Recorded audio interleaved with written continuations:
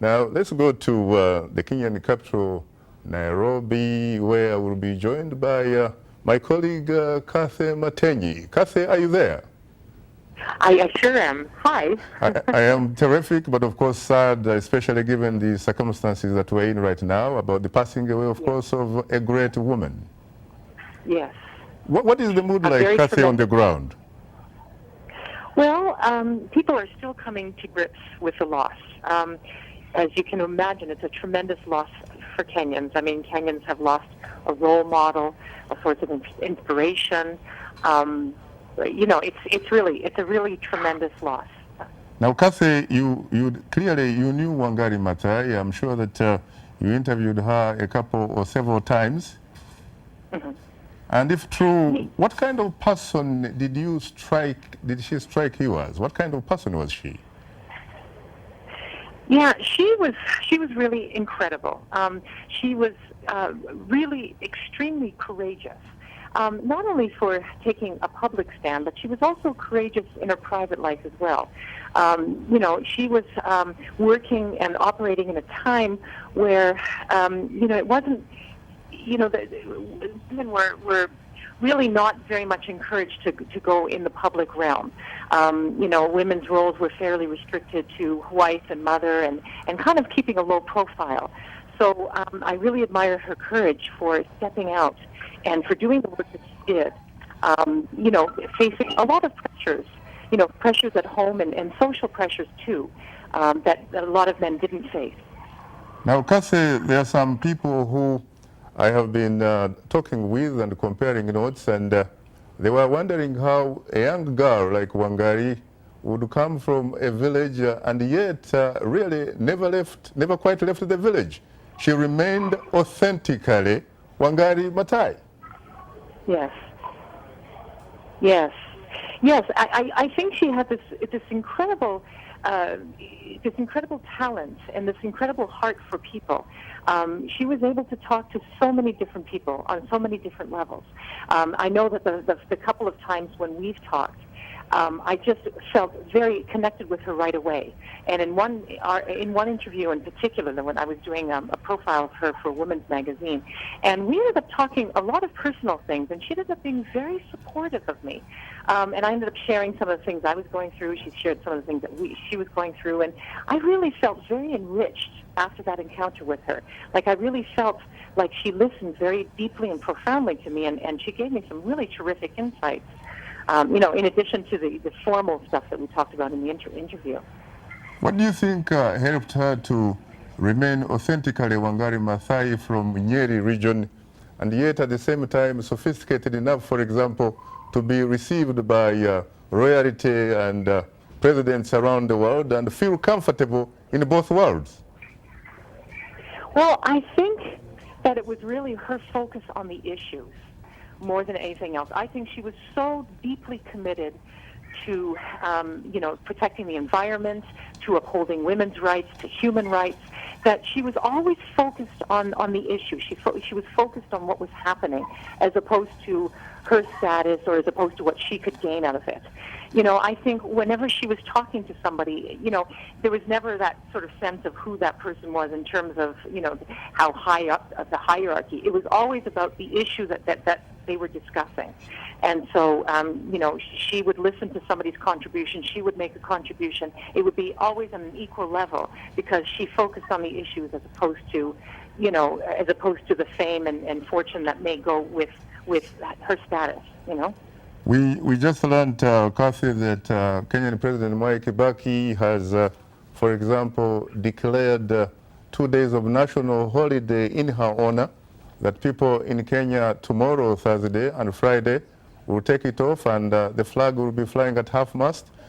She's also going to receive a state funeral. What is your reaction to that, especially given the manner in which she was treated earlier by President Mwai Kibaki, by, for example, making her an assistant minister? Frankly, in the docket, most people thought Wangari, in fact, was the global president, the environment. It's a little bit ironic, isn't it? It is indeed. Yes, it's interesting. It's really interesting, and sometimes I wonder, it's coming to an election year, so if you want to be cynical about it, you could see this as a, part of the election campaign to win people's hearts and minds, I suppose. But no, you're absolutely right. I think that what happens, unfortunately, with a lot of people is that while they're alive and while they're doing their work, and especially if they're, if they're a threat to people or if they're challenging people, they tend not to be appreciated so much. But after they had, after their passing, then people, appreciate them more. I do find it a little bit ironic because I don't think she was given the recognition by the government when she was around, that she should have had. I mean, I agree with you. I was quite shocked when she was Deputy Environment Minister. I was thinking that was really inappropriate. I mean, she should have been the Environment Minister. And, I think that, and also, too, sometimes I think that the prophet is more loved, abroad than at home. It's very rare that a prophet, is recognized and loved in their home place. So I think there's a little bit of that, too.